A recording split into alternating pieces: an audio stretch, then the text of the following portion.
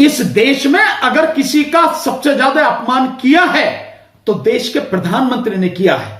Number एक, कांग्रेस की कौन सी वो विधवा है, यह किसका अपमान है, यह किसने कहा है? हर कोई जानता है देश के प्रधानमंत्री ने कहा है। क्या यह भाषा होनी चाहिए देश के प्रधानमंत्री की? यही उनकी तहजीब है, यही तरीका है? क्या 50 करोड़ की गर्लफ्रेंड वाली बात, 50 करोड़ की गर्लफ्रेंड देखी है कभी? किसने कहा? यह प्रधानमंत्री मोदी ने कहा यह बात? क्या प्रधानमंत्री को यह बात कहनी चाहिए? शोभा देती है? क्या यह तहजीब के अंतर्गत आता है? क्या यह अपमान नहीं है किसी व्यक्ति विशेष का? और इसके अलावा इनको आप जानते हो वो कौन है जिनको आप कपड़ों से पहचान सकते हैं? क्या है? पूरे समाज को अपमानित करते हुए आप पूरे समाज का अपमान कर रहे हैं। किसने कहा? यह प्रधानमंत्री ने कहा। मेरठ की चुनावी एक रैली में शराब का मतलब आप जानते हैं किसको कहा? शराब।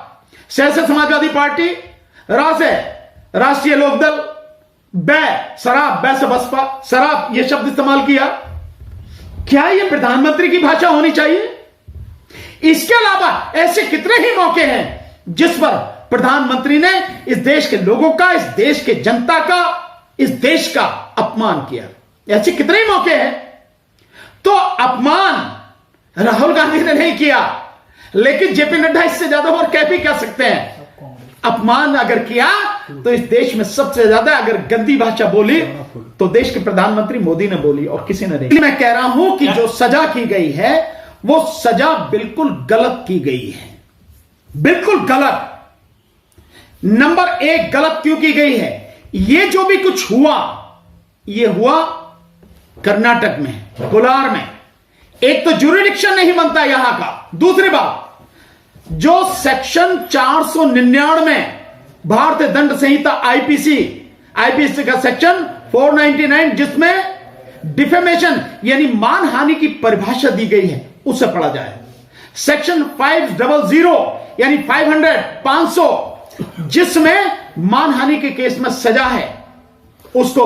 तो जो डेफिनेशन है यानी जो परिभाषा है सेक्शन 499 के तहत अगर उसको पढ़ेंगे तो उसमें बिल्कुल साफ है, किसी व्यक्ति और उस व्यक्ति का अपमान होना चाहिए। किसका नाम लिया गया था? किसी व्यक्ति का नाम नहीं लिया गया। जिस व्यक्ति ने यह कंप्लेंट फाइल करी है उसका नाम नहीं था उसमें, कहीं दूर दूर तक भी नाम नहीं था। यह बिल्कुल एक सामान्य बात है। अगर कोई अरे यार ये तो सारे के सारे ऐसे ही होते हैं, ये इस तरह की भाषा है, ये कमेंट के रूप में आप कह सकते हैं, कर सकते हैं, लेकिन किसी व्यक्ति विशेष का अपमान हुआ? किसका हुआ? अगर मोदी की बात हो तो प्रधानमंत्री ने क्यों नहीं मुकदमा किया? करना चाहिए ना प्रधानमंत्री को मुकदमा अगर यह अपमान ही हुआ तो। लेकिन नहीं, एक व्यक्ति विशेष से मुकदमा करवाया गया। और यह सब कुछ जो मैं तभी कह रहा हूं कि इसकी बहुत गहराई से जांच पड़ताल करवानी चाहिए कि सजा के पीछे राज क्या है, कौन व्यक्ति, कहां, कैसे, ये सारी चीजें आनी चाहिए। जो कानून है वो तो बहुत स्पष्ट है। उस व्यक्ति जो अब कह रहा है कि मेरा अपमान हुआ, बाकायदा उसका नाम होना चाहिए, उसका नाम लेते हुए यह बात कही जानी चाहिए। राहुल गांधी ने किसी का नाम नहीं लिया। आप अगर यह पूछा जाए, मैं ये कहने लगे सारे वकील चोर हैं और मैं मुकदमा करूं, तो मेरे से यह कहेगा मैंने आपका नाम लिया जी, मैंने तो आपका नाम नहीं लिया और आप क्यों मान रहे हो सारे वकील चोर हैं? तो आप चोर हो क्या? तो मेरे पास क्या जवाब होना चाहिए कि मैं चोर हूं क्या? नहीं भाई मैं तो चोर नहीं हूं, तो फिर मैंने आपके लिए तो नहीं कहा। यह होना चाहिए ना। यही इसीलिए कहा गया है कि उस कानून में उस व्यक्ति के विषय में स्पष्ट होना चाहिए किसकी लिए बात कही गई, उसका अपमान कैसे हुआ है। यह है कहानी। ना तो उसमें उन्होंने जिन भी लोगों ने कर रखी है, सुनने में कैसा आ रहा है, ऐसा भी आ रहा है, मुझे जानकारी नहीं है, लेकिन सुनने में ऐसा आ रहा है कि कोई मुकदमा इस तरह का बिहार में भी है, बिहार में भी कर रखा है और यह गुजरात से था, गुजरात सूरत से। तो ये जो सारी चीजें जिस व्यक्ति ने किया उसका नाम नहीं लिया गया। वैसे ही ये मैं इसीलिए कह रहा हूं कि यह सजा जो की गई है निश्चित रूप से गलत की गई है, बट इसकी लीगल रेमेडी है, अपील करेंगे सेशन कोर्ट में, वहां सारी बात रखी जाएगी और कांग्रेस के जो वकील हैं, राहुल गांधी के जो वकील हैं, वो रखेंगे और मुझे विश्वास है कि सेशन कोर्ट इन सारी चीजों को देखेगी। और इस सबके बावजूद भी एक बात और मैं कहना चाहूंगा, अगर इस सबके बावजूद भी सेशन कोर्ट से भी यही बात होती है तो फिर मेरी एक सलाह है कि राहुल गांधी को वहां पर फिर हाई कोर्ट में अपील नहीं करनी चाहिए, सुप्रीम कोर्ट में ट्रांसफर पिटीशन लगा के किसी और हाई कोर्ट में उस मुकदमे की सुनवाई, अगर वह नीचे से भी सजा रहती है तो फिर अपील अगर हो तो फिर गुजरात हाई कोर्ट में नहीं होनी चाहिए, फिर वो किसी और हाई कोर्ट में करानी चाहिए। ऐसा क्यों, वहां न्याय नहीं मिल सकता? भाई ये जो सारी चीजें हैं वो इस बात की ओर संकेत करती हैं कि प्रधानमंत्री का वो गृह राज्य है, शायद न्याय न मिल पाए, तो व्यक्ति को इन सारी संभावनाओं को ध्यान में रखते हुए मैं समझता हूं कि कोशिश करनी चाहिए, अपनी तरफ से पहल करनी चाहिए कि भाई कहीं ऐसी जगह जहां से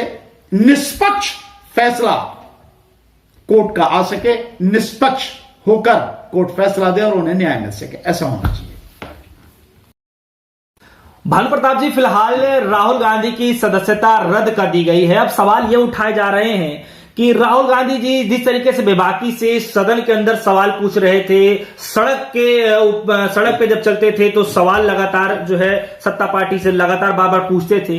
अब ऐसे हालात में आने वाले समय में आगामी लोकसभा का चुनाव है और सदस्यता जिस तरीके से रद्द की गई है, क्या लगता है कि विपक्षी नेताओं को बड़ा झटका है, विपक्षी पार्टियों को? नहीं, मैं नहीं मानता कि इसको बड़ा झटका है, बल्कि मैं ये मानता हूं कि ये एक बड़ा अवसर है, बड़ा मौका है, और इस मौके का सदुपयोग करते हुए, पूरी ताकत लगाते हुए कांग्रेस पार्टी को, सभी विपक्षी दलों को और जो छोटी छोटी पार्टियां हैं सबको अपने साथ मिलाना चाहिए, सबको अपने साथ में लेना चाहिए। बेशक वो पार्टियां जिनका कोई एमएलए भी नहीं है, कोई एमपी भी नहीं है, कुछ भी नहीं है, लेकिन वो पार्टियां अगर काम कर रही हैं, इस तरह की पार्टियां, उनको भी अपने साथ में लेकर इस लड़ाई को राष्ट्रीय स्तर पर पूरी मजबूती के साथ लड़ना चाहिए और बीजेपी को पूरी तरह से नंगा करना चाहिए। देश के प्रधानमंत्री की सारी बातों को देश के सामने रखना चाहिए कि किस तरह से देश के प्रधानमंत्री ने देश को तबाह किया है और देश का अपमान किया है, कहां कहां किस किस मौके पे क्या क्या किया है, कोई चीज छुपी नहीं रहे, सबको जनता के सामने लाकर बिल्कुल सरेआम पब्लिक कर देना चाहिए, लड़ना चाहिए।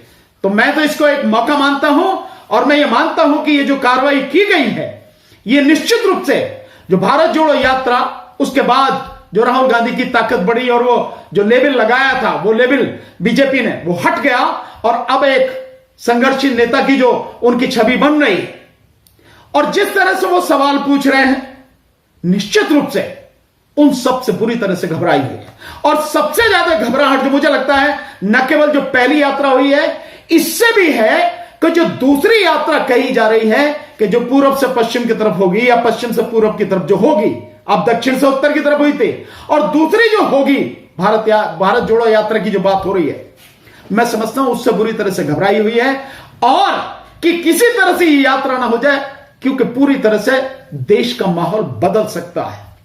इस वजह से घबराहट और ये सारे काम इस वजह से हो रहे हैं।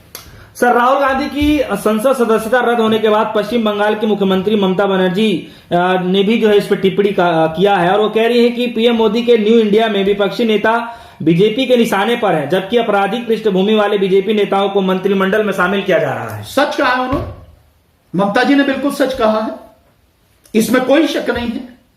भाई जितने भी अपराधी हैं, उन अपराधियों को बीजेपी, जो भी अपराधी होता है उसके खिलाफ ईडी, सीबीआई और वो करकर जो डर जाता है वो बीजेपी में चला जाता है और वो अपराधी वहां उसके सारे पाप धुल जाते हैं, सारे गुनाह धुल जाते हैं। ऐसी वॉशिंग पाउडर, ऐसी मशीन है, उनको शामिल कर लेते हैं। दूसरा, ऐसे अपराधी हैं कितने ही, सैकड़ों की संख्या में, जिनको भगाया है, जो यहां से भागे हैं, जिनको पकड़ने का नाटक कर रही बीजेपी, किसी को नहीं पकड़ा।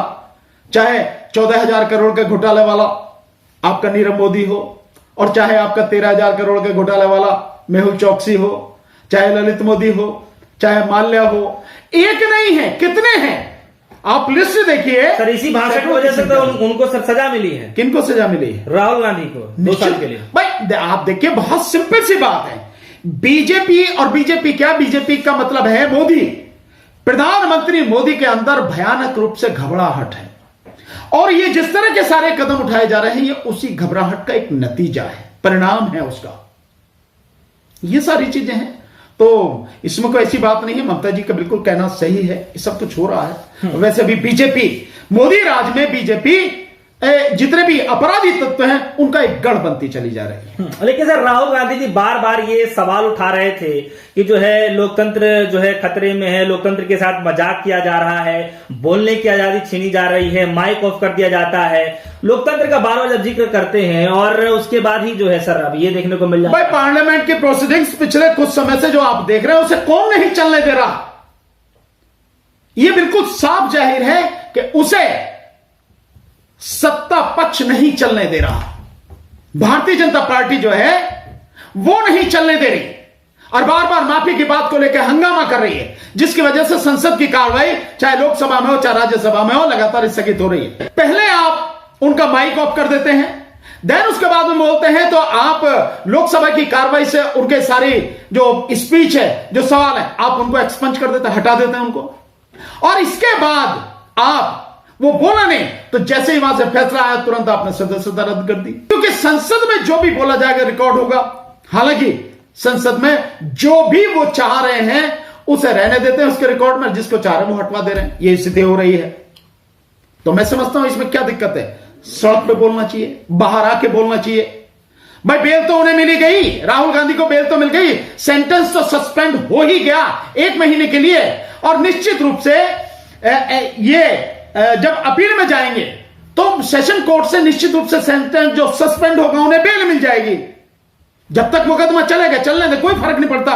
तो सड़क पर लड़ाई, और सड़क पर लड़ाई आपके और भी जोरदार तरीके से होना चाहिए, और जैसे मैंने कहा, सबको बुला के, सबको साथ में लेके, एक बड़े भाई की तरह व्यवहार करते हुए, सबको गले लगा के, और लोगों को जिम्मेदारी भी दो, आगे बढ़ो, और पूरे देश में जबरदस्त आंदोलन खड़ा करो, और उसके बाद में जेल भरो आंदोलन खड़ा करो। देखें किस किस को भेजती है, क्या कितनी इसकी औकात है बीजेपी की। लेकिन सर राहुल गांधी जिस बेबाकी से बोल रहे थे, अब तो सदस्यता चली गई। अरे यार, तमाम मुद्दों पे चर्चा होनी थी, जिसमें सर जेपीसी मांग को लेकर के थी, अडानी मामले को लेकर के थी, और तमाम ऐसे जो है भाई सोनू जी, बात यह है कि पार्लियामेंट में ही तो नहीं बोल सकते, अब बाहर बोलने पे कहां रोक है?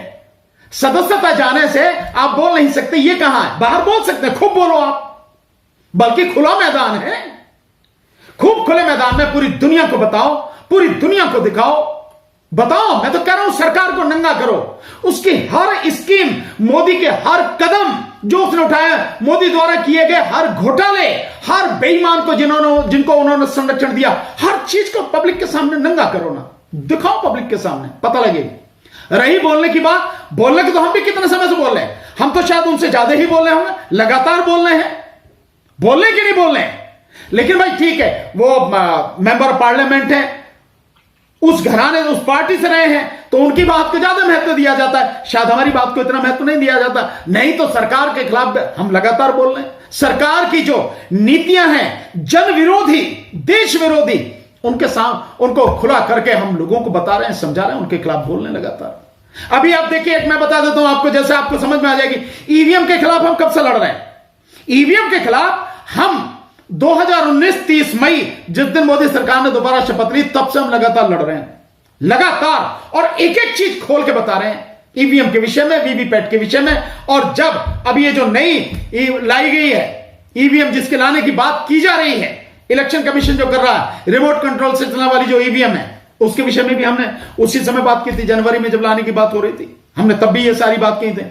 लेकिन ये बात विपक्ष नहीं उठा रहा था, अब ये बात उठा रहा है कपिल सिब्बल भी, और यही बात शरद पवार जी भी, ये सब लोग कर रहे हैं। जो बात हम पहले से कर रहे हैं, हम वो इस बात को उठा रहे हैं। लेकिन सर भाजपा के जो अध्यक्ष हैं जेपी नड्डा जी, वो राहुल गांधी को बता रहे हैं कि राहुल गांधी का अहंकार बहुत बड़ा है और समझ बहुत छोटी है, और उन्होंने जो है अपने राजनीतिक लाभ के लिए उन्होंने पूरे ओबीसी समाज का अपमान किया है। इस पे सर आपकी प्रतिक्रिया? मैं समझता हूं कि जो जेपी नड्डा कर रहे हैं चापलूसी के अलावा और क्या कह सकते हो आप इसको? प्रधानमंत्री की चापलूसी हो रही है और क्या है कि समाज का अपमान कर रहे हो। इस देश में अगर किसी का सबसे ज्यादा अपमान किया है तो देश के प्रधानमंत्री ने किया है। नंबर 1, कांग्रेस की कौन सी वो विधवा है? ये किसका अपमान है? ये किसने कहा है? हर कोई जानता है देश के प्रधानमंत्री ने कहा है। क्या यह भाषा होनी चाहिए देश के प्रधानमंत्री की? यही उनकी तहजीब है, यही तरीका है। क्या 50 करोड़ की गर्लफ्रेंड वाली बात, 50 करोड़ की गर्लफ्रेंड देखी है कभी? किसने कहा? ये प्रधानमंत्री मोदी ने कहा यह बात? क्या प्रधानमंत्री को यह बात कहनी चाहिए शोभा देती है? क्या यह तहजीब के अंतर्गत आता है? क्या यह अपमान नहीं है किसी व्यक्ति विशेष का? और इसके अलावा इनको आप जानते हो वो कौन है जिनको आप कपड़ों से पहचान सकते हैं? क्या है? पूरे समाज को अपमानित करते हुए आप पूरे समाज का अपमान कर रहे हैं। किसने कहा? ये प्रधानमंत्री ने कहा। मेरठ की चुनावी एक रैली में शराब का मतलब आप जानते हैं किसको कहा? शराब। से समाजवादी पार्टी, रा से राष्ट्रीय लोकदल, बै शराब, बै से बसपा, शराब यह शब्द इस्तेमाल किया। क्या यह प्रधानमंत्री की भाषा होनी चाहिए? इसके अलावा ऐसे कितने ही मौके हैं जिस पर प्रधानमंत्री ने इस देश के लोगों का, इस देश के जनता का, इस देश का अपमान किया। ऐसे कितने ही मौके हैं। तो अपमान राहुल गांधी ने नहीं किया, लेकिन जेपी नड्डा इससे ज्यादा और क्या भी कह सकते हैं। अपमान अगर किया तो इस देश में सबसे ज्यादा अगर गंदी भाषा बोली तो देश के प्रधानमंत्री मोदी ने बोली और किसी ने नहीं।